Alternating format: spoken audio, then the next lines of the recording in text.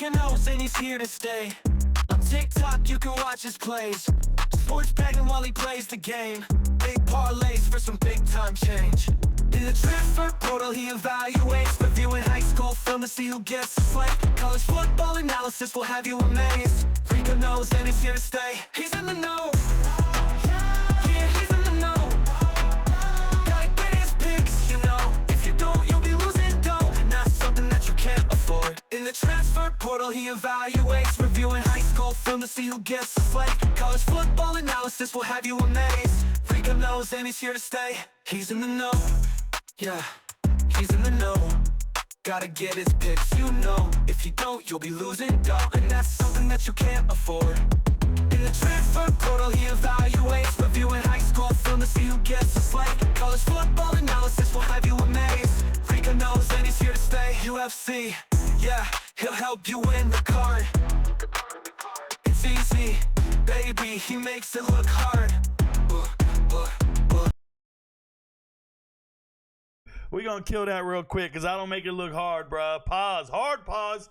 What up? I'm Rico Knows. What do? I pick fights for a living. Shout out to you guys. Shout out to YouTube and anybody else watching this on Patreon or wherever else you watch it. We had a fight card last night, UFC Fight Night. If you aren't aware, we had a pretty good night. Shout out to the MVPs. Now, I don't know how you did personally. I know how I did. Right? I know how I did. We went 7-2 on the money line. Missed nothing. Had a great time. Shout out to me. What do you mean you missed nothing? There's a couple red things. Yeah, there is. We got one red prop incorrectly, right? We had a parlay go wrong, and then we had 2 money lines go wrong. So what, bro? We're out here hitting these methods. These methods are something else. But enough about that. If you want to know about that, you know what to do, where to go, read the details of the video. But let's talk about these fights individually because I have to talk about these fighters and what we saw. So in the first fight of the night, it was Rayan Dos Santos versus Alice Artelene. And before the fight, I told you guys this fight was ass. I told you this fight is cheeks. And the reason I say that is because Alice Artelene has a wagon on her. So does many of the girls in the UFC. And she's out there on OnlyFans. Okay, she's got all the Instagram fans, TikTok fans. She was talking to them post-fight, by the way. But the one thing we need to acknowledge is Alice is built like a Brit chick house. She's very, very, I said chic. I meant the S-H-I-T. So she's very thick and dense. And I'm not talking about ass. I'm talking about like dense muscles. She's hard to move.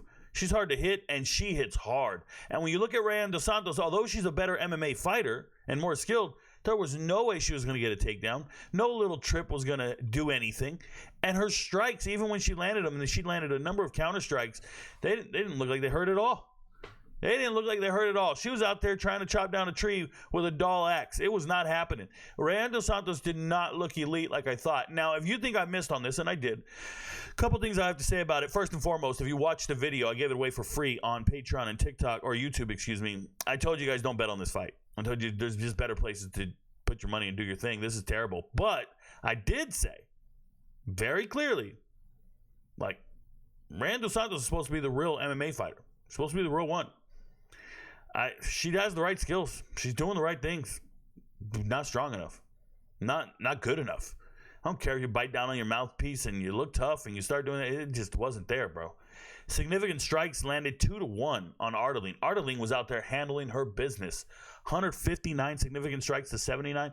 Outworking you, outgrinding. This is an old lady. It was beautiful. Pitiful. And if you think I missed, how about Vegas? How about Vegas? Vegas went out there and put a minus 225 on Rayan Dos Santos. Pfft, what a waste of time. Terrible. Terrible. Next fight. Talk about terrible. Balaji Oki goes out there, gets a guy. Shout out to Michael Aswell. Michael Aswell has 2 days' notice. 2 days' notice. Michael Aswell is fighting one weight class up. And he's just a tough dude, and he's moving forward, and he's fighting great. I love the way he was rolling his shoulders, avoiding strikes, changing levels. I liked what Michael Aswell was doing. He just brought, he didn't bring enough to the fight. He wasn't packing enough. Sounds like the story of many of your guys' life. He wasn't packing enough. And Oki looked muscular. It looked huge. Oki does not impress me. I did not like the way I saw Oki fighting in there. Vegas is going to make you really believe in Oki. Every time you see him, they're going to put these types of numbers on him, and we won't buy those numbers. Eventually, we're going to have to fade Oki at some point. He did not look good to me. I don't care. fighting out of Belgium, 10-2. Looks like he's very physically athletic and dominant. I thought he had low output. I thought, even though it was a 136 on his significant strikes, I thought he was reaching a wall cardiovascularly where he couldn't keep pushing. He's got too much muscle mass. He's going to build lactic acid once he starts if he has to wrestle or grind a little bit. And his strikes, they're very wide. When he gets into the pocket and he thinks he's landing effectively, everything starts coming really wide. I'm talking about looping strikes, looping punches, whether that being jabs, crosses, hooks, whatever. Everything just starts coming real looping. And you can protect yourself like Michael Aswell as a boxer. You just get a high guard, kind of roll with the strikes, and just stay in there. You'll be fine. Everything's going to be hitting on your hands and your ears and out here, and nothing really gets here. And the minute he fights a striker that throws straight down the pipe, it's over. It's over. I think he loses terribly. So just keep an eye on that. The next time UFC gives him a matchup of a striker who throws straight down the pipe, traditionally, we'll get it right, and we'll fade him. And trust me, I will. This was a lock, though, for the night, and it was our first lock of the night, and we hit. Next fight, Jordan Levitt. Got a performance of the night bonus for this. He got an extra $50K. Shout out to him. Thank God he wasn't twerking in the cage. I don't want to see a man twerking ever. But he did do the worm. That's some other shit there. But you're not confused here. This fight, Jordan Levitt landed 2 significant strikes, and Kurt Holobaugh landed 7. The whole fight. It wasn't much of a fight, guys.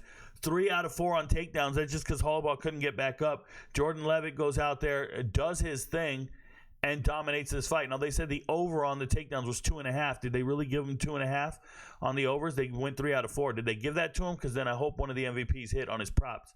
But from what I saw, it wasn't looking good. Now, in my pre-fight evaluation, I just told you Kurt Holobaugh is not very good. We can't believe in Kurt Holobaugh at all. We just can't. The Monkey King over here, Jordan Levitt, looked elite. He walked right through them, and he should have been a minus 1,000 favorite, the way he walked right through Kurt Holobaugh. And Holobaugh, it's been very disappointing. I don't even know if this guy trains right. Like, I don't know what he does. I really don't. And he's just fighting people with better skill sets than him, sure. But we've watched him for 3 fights now in the last year and a half. He's never looked prepared to me. He never looks the part. I just don't care. I don't even care if he finds a way to win fights. Just doesn't impress me at all. And Jordan Levitt, very impressive. Shout out to him. I'm excited to see who they match him up with next. He's very crafty and different. Speaking of crafty and different, Jafel Filho versus Alan Nascimento. This was almost very similar to the girls' fight in the sense that you're fighting a guy that, not the girls' fight. Who was I thinking of it? It's another fight. Not as well. Who was it supposed to be? Oh, it was Vieira and Maycee Chasson. They had the same fight as these dudes right here. They really did. And it's just unfortunate. I had to pick one side or the other, and I thought Phil Ho's more of a gangster, and he is. Phil Ho in the first round comes out and scraps, but it's what I told you. Alan Nascimento is a jiu-jitsu nerd. He has no ability to really impose his will and do any damage and fight. And Phil Ho, I hate watching people rush towards certain things, right? So you rush and you start losing your position. You got to feel it, man. Forgive the redundancy here, but Phil Ho does everything right in the first round. Takedown, dominant. He's good on the ground as well. But in the second round, he got so confident that he tries to jump on somebody's back. And when you jump on someone's back, and I don't know if you guys have ever done this before, if you're fighters or not, but when you're in the rear mount, if your hips, it's not really your hips. What I'd like to say is if you don't have an over-under, if you don't have any type of leverage below their shoulder blades, whether you're being under their armpits, you just got to readjust. You got to get a hook. You got to do a body triangle or go down, or you're going to get shaken off. And we call it the poisonous tree frog for a reason. A guy can tripod up and shake you off, reach back and can opener your head off the top of you, whatever it is, to get you off their back. And for this particular case, Nascimento was just grabbing one hook and then turning the body. And once you feel it turning, it's really easy to just let your hooks go. Stand up and disengage. It's fight IQ. Start over. Just get away. But if you hold on to it so long and you keep trying to squeeze it as this man is turning into you and spinning, you immediately end up on your back and he's in your guard now. Or you're in his, he's in your guard. And you're not winning. In jiu-jitsu, you're winning. In jiu-jitsu, if they're in your guard, you can still get a submission. And this is what all these nerds fail to understand. And Phil Ho is one of them. They failure to understand that the guard is not a dominant body position in MMA. It is in jiu-jitsu. In jiu-jitsu, there are 4 dominant body positions: rear mount, mount, side control, and guard. And what's significant about all 4 of those positions is you can end the fight from any one of those positions. You can get a submission, you can do ground and pound, you can control, you can do any number of things from those positions. If you're in somebody's guard, you can't get a submission. The only thing you can do when you're in someone's guard is pass. That's the only thing you can do. Pass their guard. You can do nothing else. Okay? If somebody's in your guard, you can sweep or submit them. Theoretically, this is jiu-jitsu sport 101. So when I have students and I start teaching them how to actually fight, and I see them hanging on to certain positions, i.e. a closed guard, or they're in a position where they think they can win the fight, and I tell them you can't. You're in the wrong spot. Well, what do you do when someone's in the mount? Well, you shrimp to guard. Push on their knees, get an underhook. You got to do something. You can't just sit there, and you definitely can't punch back when someone's in the mount on you. So when you watch these fundamental errors from these fighters in the cage, the first thing I think, as a fighter and a coach, a lifelong fighter and coach, I say, oh my God, who's training these guys? Who's teaching them? So when you do is, in America, our base is wrestling. In America, our foundation for fighting is wrestling or boxing. Right? But the majority of the successful fighters in the UFC have a wrestling base. And the hardest thing for wrestlers to do is to learn that if you're on your back, you're okay. You're not getting pinned, right? In wrestling, you're getting pinned if you're on your back. So wrestlers, when you usually get them in the gym for the first time to teach them MMA, mixed martial arts, they freak out if they're on their back. They're not comfortable on their back. They don't know what to do from here. They don't know because they don't want to get pinned. It's a muscle memory thing. They're always fighting not to get pinned. And sometimes you get a wrestler in there, and he'll have you belly down. And I've seen a wrestler just throw in a half Nelson and try to run it and flip you over on your back. And I'm like, no, bro, if he's down, just stop trying to transition so much. You got rear mount waiting for you. Just wait for your hooks to get in. Get your heels at his hips, and let's figure it out. This is a long story here, but the point I'm trying to make is these Brazilian fighters, like Phil Ho and Nascimento, their foundation is jiu-jitsu. And when you run into a jiu-jitsu fighter or somebody who has jiu-jitsu as their base, the hardest thing to teach them is where they can apply damage. They don't strike in jiu-jitsu. There's no striking. There's no punching. So you get to play this footsie game. You get to go for ankle locks and knee bars, and you get to go for, I got your gi this way, and I've got your gi. I'm going to do a cross-collar choke of some sort. You get to go and have all this fun. And in jiu-jitsu, if you're in the mount, they'll jump off of it to do an arm bar, and they'll lose the position and stuff like this. So with Phil Ho, what I saw was a fundamental error where he had control of his opponent, and he played jiu-jitsu. He was losing rear mount. He was losing his hooks. And he just hung on and was like, okay, I guess I'll just put him in my guard now. That's silly. You lose the fight at that point. And he loses the second and third round, and that's why you see all the scores say 29-28. It's unfortunate. It was a very good read on the fact that Phil Ho's a better fighter than Nascimento. He is. He's better in every way, with the exception of the fact that once you're on bottom, you can't get up. Nascimento's very heavy. He missed weight. He doesn't even belong at this weight class. He's not a flyweight. He's a bantamweight. And he just went out there, and he was heavy, weight bullied you, and won the 2 rounds. Very boring. Landed 30 significant strikes. It's crazy. 1 takedown the whole fight. You can read this box score and be very unimpressed with Alan Nascimento. Had less significant strikes, less control time, less takedowns. Well, excuse me, he had 40 seconds of control time more. But what are we doing here? This is trash. Absolute trash for Alan Nascimento. The only thing worse than Alan Nascimento was Minty Betts. Was Minty Betts trying to tell us that this next fight was going to go the distance or be done in the second round. My goodness, Minty Betts, get yourself together, girl. Shout out to the UFC and ESPN for employing pretty girls who can read teleprompters and don't know shit about sports. And we see that the minute the teleprompter goes wrong, they don't know how to talk. They don't know what they're talking about. She didn't know her bet to save her life. And if you don't know what I'm talking about, guys, get on Twitter. Go watch the clips. Do a quick search. Oh, my goodness, it's embarrassing. I'm live streaming for 1,000 hours a year. Easy. Never had something like that happen. You know why? I'm not reading a script right now. I'm giving you all my evaluations from my memory because some of us are talented and we can do this job. The others, well, they sit there and they read a script that somebody else wrote for them and they have no idea what they're really betting on. That's the big difference. Back to the fights here. Zachary Reese, minus 250 in the pre-fight. I told you I've never seen Zachary Reese, a minus 250 fighter in my life. I thought that was stupid. And he was fighting Dusko Tudorovic. Dusko didn't believe in this guy. Both these guys get the fights done in the first round. That didn't happen here. They were exhausted, and somehow it went the distance. So that's unfortunate that we got the duration of the fight wrong. But obviously, Zachary Reese won the fight, picked him to win the fight. Listen, I don't even think he won the fight. Zachary Reese is terrible. He's vicious. He's 6'4". He hits hard. Everything sounds very, very mean. He don't have enough gas to keep going. Wrestle with him just a little bit. Wrestle with him for about a minute or two. He cannot put any combos together. This was a terrible show of MMA and athletic. And for this to be on the main card was embarrassing. This is an early prelim fight. Both these fighters are early prelim caliber fighters.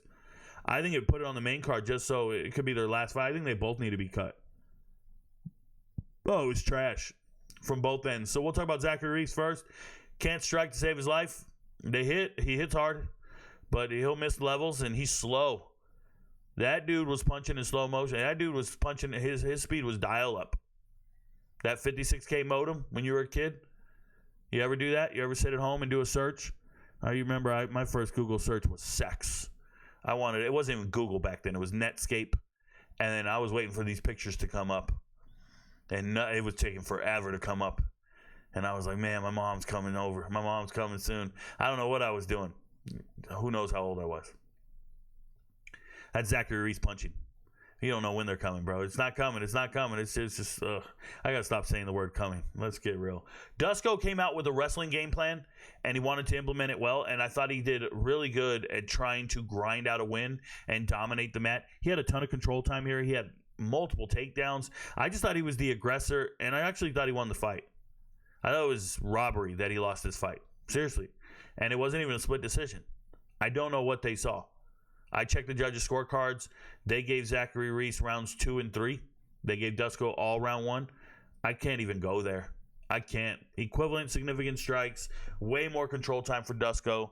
Yes, this fight is scored 1 round at a time, so that doesn't really matter, but it does. Because you watched that fight. There was no way Zachary Reese won that fight. And that's what happens when things go to scorecards. But don't ever believe that minus 250 when you see it. Next fight. Ketlin Vieira, I'm very proud of myself for this one. Ketlin Vieira versus Maycee Chassain. I told you guys about this. You know, Maycee Chassain, one of my favorite fighters, Chassain, one of my favorite female fighters. I like her. She's a gangster. She wants to come out and scrap. And one of the MVPs says, hey, Rico, I'm a friend of hers. I used to train with her before she moved over to Fortis.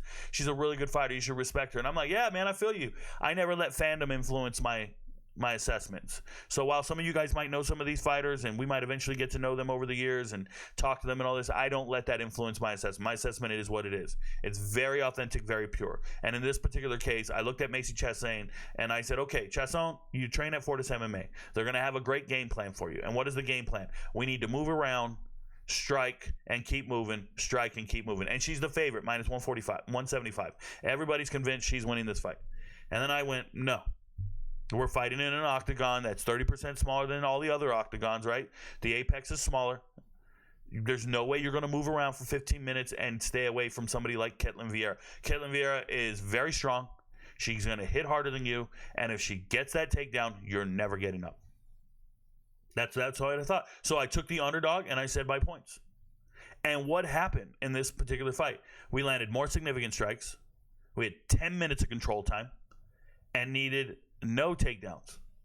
All it takes is a trip here and there, a reversal, a scramble, a clinch up against the fence, and a 50-50. Maycee's not strong enough to deal with this. And as a matter of fact, what you thought Maycee was going to have an advantage with the striking, you saw at some point she got an elbow cut of some sort at the end of the third round, and everybody's like, oh my God, Maycee probably won something. No, she didn't.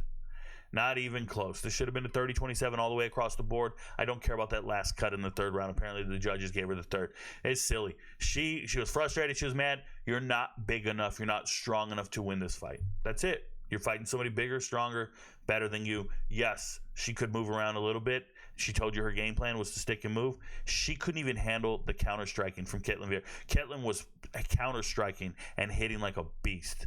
It looked like Maycee looked like some kid. You guys ever had those big red bats, the big plastic red bats, the fat ones? They're like super fat on the edge. And it doesn't matter how hard you swing that thing. When you hit a ball, it's not going to go very far because that bat is hollow and it's just a big little fat oversized. It's a kid's bat. It's for T-ball, so he doesn't miss. They give you a big old fat thing.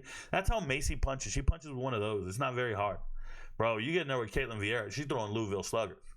Ketlen Vieira's slugging it out, bro. She's popping. I liked it. Shout out to Ketlen Vieira. We got it right. Felt pretty good. She's still not a dynamic athlete, but she was bigger, stronger, and faster on this particular day, and it mattered. Maybe not faster. Bigger, stronger, more dominant. Next fight. Once again, man, right here at this point, we're just hitting our stride. We're getting every single method right in the world. Bruno Lopez going into this fight was 14-1. 14-1, and Dustin Jacoby is a journeyman. But Dustin Jacoby fights all the best fighters in the world. And Bruno Lopez fights cab drivers. I watched Bruno Lopez get slept by Brenson Ribeiro. I was like, oh no, Bruno Lopez is not the guy you think he is. He doesn't impress me like that. I'm not buying it. And I'm going to take Dustin Jacoby, who's been knocking dudes out for real, for the majority of his career. I just believe in Dustin Jacoby. I do. And dude, Dustin Jacoby put Bruno Lopez down with a jab. The man buckled under a jab. And then the onslaught came. But it was a first-round knockout. And I told you, Dustin Jacoby by knockout. Go back and watch the video. It's on Patreon for free. And I said, Dustin Jacoby by knockout. It's not a game. I knew what I was saying. Oh, Rico, Bruno Lopez, and he's never been knocked. Shut up. I don't want to hear about none of that. Dude's not real. No, because his last fight, he won by looking like Neil Magny. He won by forward pressure up against the cage, and I just thought Dustin Jacoby's not going to let you do that. You don't get to pressure him. That dude's a kickboxer. That dude's a vicious striker and huge. They tell me Dustin Jacoby's 6'3". He fights. He looks like he's 6'5" when he's in there. I'm serious. He's enormous. Everybody else must get really slouched and low because this man is up here. This man is so big. Oh, man. He's the real deal, and we got it right. And it gets better. And the cream of the crop, baby. Cream of the crop right here. You can't get this nowhere. You can look all over the internet. Nobody called this. Billy Ray Goff, minus 400 favorite against Ramiz Baharamaj. I can't say dude's last name. Ramiz got the most New York accent you ever heard, man. The most New York accent since my first ex-wife. I'm telling you right now, and shout out to her. What up, Jessica? Puerto Rican Dominican from the Bronx, New York. All men's is liars. Yeah. Okay, listen to me. Billy Ray Goff. Anywhere on the internet, they tell you this guy's going to walk through this man. He's going to outwork him. He's a dog. He's hungry. He's going to go through it. And I'm like, no. I went back and watched the Billy Ray Goff fight, and I see him, and the only reason he looked like a dog is because he kept shooting takedowns. I think he shot like 12 takedowns in his last fight. He lost. And everybody talked like he won. They're like, oh, no, he looked like he won. I really feel like he won. No, he didn't. And then these odds started going stupid, and then all these free dudes on the internet, you go watch them. Go watch the YouTube guys. Watch every last one of those YouTube guys giving away picks for free. Watch them all. Listen to those dumbasses talk fighting. I don't know him personally. I don't want to know him. I've only been doing this 3 years of my life. Look around. We started in a 2-bedroom apartment. Look around. I'm on a golf course. It's not a game. It's not a joke. We're not faking this. Billy Ray Goff. I said, no, he's going to go in there and wrestle. Dude, Ramiz has 11 wins by sub now. I said he has 10 wins by sub. You can't wrestle with that guy. He'll take your back. And then I go check, and they tell me it's a +5, 650. What are we doing? Put it in 4K. Put it in 4K. Shout out to the MVPs who believed in me. Cake, baby, cake. Another, performance of the night bonus. 50 grand. Shout out to Dana White for giving him the 50 grand. Because he went out there and slept. Hey, Billy Ray Goff took a nap in the cage. He was napping, bro. First round, napping. Where was that dog at? That dog was put out to pasture. That dog was euthanized. Man, that dog is not real. Did I say euthanized? What's the word? What's the word, bro? I can't spell it. I shouldn't use words I can't spell. What a catastrophe! Can you spell catastrophe? All right, bro. Look at this next fight. Happens to be the last fight of the night. Shout out to Maycee Barber getting a seizure. She had a seizure. But let's talk about it, bro. Matthias Gamrot versus Ludovic Klein. When you watched the video, and I posted it on Twitter again. It's on YouTube, it's on Twitter, it's on Patreon.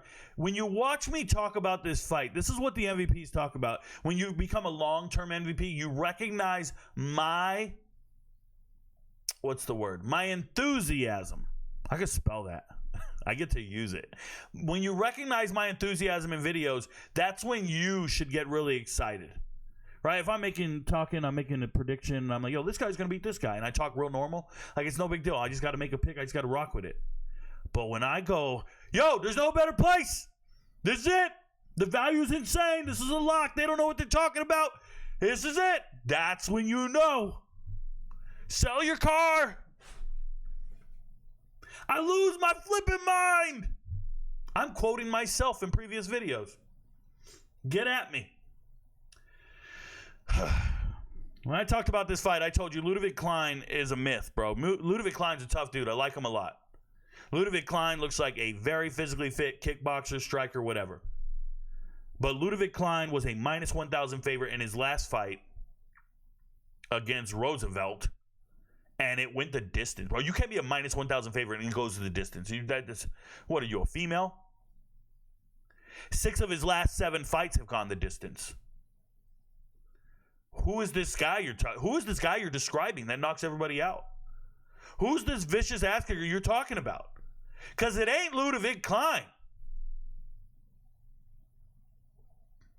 And then if you go watch the fights, he's throwing great combos. He's looking like a good fighter. And then he wins you money. And he wins me money all the time. All year long. We know we're getting it right. He's going to win. But what does he do? He changes levels, gets a takedown, and he secures the victory. And we start screaming, Rico knows. Oh, shit. Oh, shit. Oh, shit. I'm DJ Khaled. Another one. That's what we do. We watch Ludovic Klein throw some strikes and then get a takedown, and he wins us money. What do we think here? He can't do that with Matthias Gamrot. So that entire method or path to victory is irrelevant. That's really cool over there.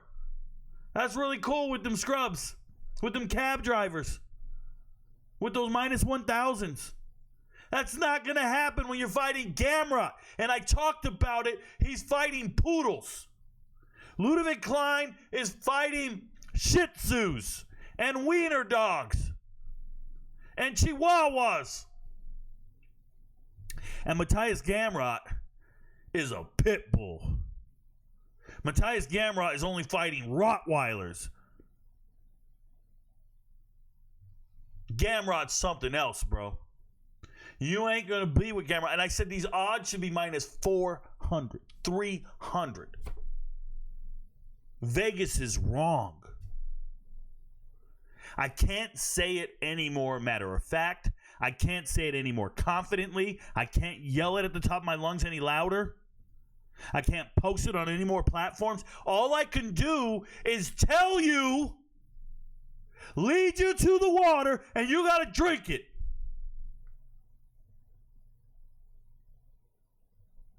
And some of you did. Shout out to the Discord server. I see you guys posting your winnings, having a good time, thanking me, all this shit. That's perfect, bro. Some of you made off like bandits. And some of you go, man, I really wish I would have took this one. I really wish I would have bet this one. I really wish. Some MVPs are better than others. Matthias Gamrot had zero issue in this fight. He did what I always expect him to do: go in, wrestle. Yeah, it's kind of boring, but at least this time he threw a little bit of sauce out there. He actually had more significant strikes. He was throwing combos and punching. He was exhausted. He had 8 minutes of control time. Exactly what I expected. 11 takedown attempts. He hit 6 of them. People were saying, but Ludwig Klein has a 95% takedown defense. Yes, he does. 95% takedown defense. Who's he taking down? Who's trying to take him down? Cab drivers? What are their takedown percentages like? Their takedown percentages are probably trash. Every one of those guys. I don't even want to pull up his whole fight record. We go look it up. He stops everybody from getting him taken. Not Mateus Gamrot. He ain't stopping him. You know what his takedown defense is against Mateus Gamrot? Below 50%. Gamrot was 6 for 11, above 50% against him. This dude's takedown defense is 42%. Depends who you fight, man. You could look amazing against scrubs. This was the easiest pick of the night. It was the lock of the night for me. I actually made a prediction on method with it. I told you by points. Shout out to Gamrot by points. I don't even remember what that payout was. It had to be better than the money line. And you guys got to listen to the tone. And when I tell you this is the best value on the card. I think every single time I tell you this is the best value on the card, I'm right. Except for Jose Aldo. I think I'm right. I think I've been right like 5 times. Remember Angela Hill? I mean, I can pull it up. We don't need to go off memory. We can just pull it up. We go here. Every fight card, I go, this is the best bet. There it is. Ruzaboyev. There it is. Aldo, I missed one. So I'm 2-1. There it is. Series City. 3-1. Where's the best value here? Oh, the best value here was Wellmaker. We talked about it at length. 4-1. Best value here was Verna by points. 5-1. I actually think it might have been Patty Pimlet, but it doesn't matter. It's either one of those. 5-1. Who did I say in this one? I want to say it was that because I made it a lock and it was the main event. 6-1. We were on David Martinez heavy. Well, look at it. This whole card was amazing. Shut up. 7-1. I think it was this one here and we missed it. Might have been Nathan Fletcher and we got robbed. It's one of those two. 7-2 for best bets. Bad night. Don't remember. Had to be Kevin, but minus 590. Who gives a shit? I know it was Ignacio. I remember this. Even odds, and I'm screaming out, this is a lock. Even odds, and I'm screaming out, this is a lock. You guys got to remember, when you see even odds, I'm screaming out, it was Chepe here. It was plus 260 for points. Got it right. Plus 260 on the points. You just got to trust me, man. I know. Some of you guys, you get so caught up in the method and you lose. But you just got to trust. Over time, we're just not gonna lose. We never do. I got to fix these numbers for the show. I didn't fix them. I apologize. These aren't accurate numbers at the bottom. I'll get them fixed. Just wanted to talk to you guys about the fighters. And then we get down to the main event. It got canceled. Shout out to Maycee Barber. Hope she gets her life together. Start making weight properly and get focused and stop with all the drama talk and just get your health together. And then Erin Blanchfield, don't believe any of the hype when people tell you she's an attractive woman. She's not. But she's a good person. I like her. And I hope she keeps winning. Your friends don't know, but Rico knows. Peace, MVPs. Keep winning.